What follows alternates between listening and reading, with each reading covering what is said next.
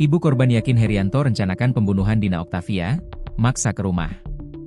Kebohongan Herianto, 27, dibongkar ibu korban Dina Oktaviani, 21, yaitu Yayah, 53.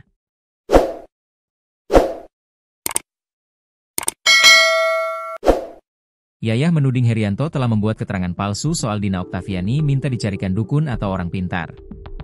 Soal permintaan Dina Oktaviani ini sempat diungkap Herianto sebagai alasan korban datang ke rumahnya.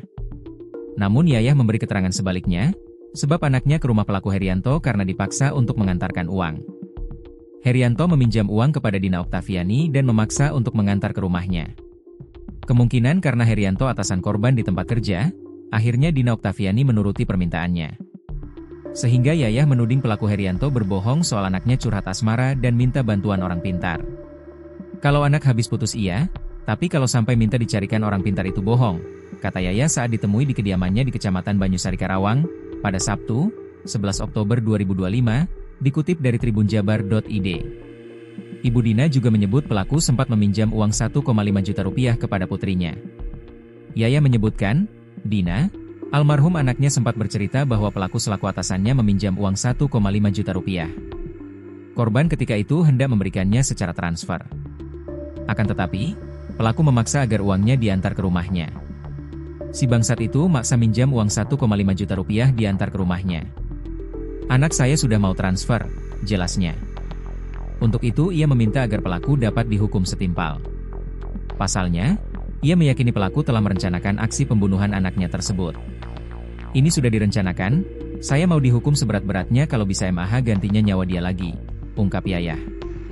Seperti diberitakan, karyawan minimarket Dina Oktaviani, 21, jasadnya ditemukan aliran Sungai Citarum, Desa Curug, Kecamatan Kelari, Karawang ternyata dibunuh oleh rekan kerjanya sendiri pada Selasa, 7 Oktober 2026. Korban merupakan warga Kecamatan Banyusari, Karawang dan bekerja di minimarket di rest area KM 72 Ruas Tol Cipularang. Dina dibunuh oleh Herianto, 27, di rumahnya wilayah Purwakarta dengan cara dicekik lalu meruda paksa dan mengambil perhiasannya. Setelah itu membuang jasadnya ke sungai di Jembatan Merah Purwakarta. Saat ini pelaku sudah ditangkap jajaran Polres Karawang dan Resmo Polda Jawa Barat. Kepada polisi pelaku mengaku korban awalnya curhat terkait asmaranya yang habis putus oleh pacarnya.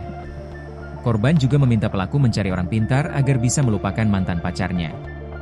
Sebelumnya, pegawai minimarket Dina Oktaviani, 21, yang jasadnya ditemukan aliran Sungai Citarum, Desa Curug, Kecamatan Kelari, Karawang ternyata dibunuh oleh bosnya sendiri.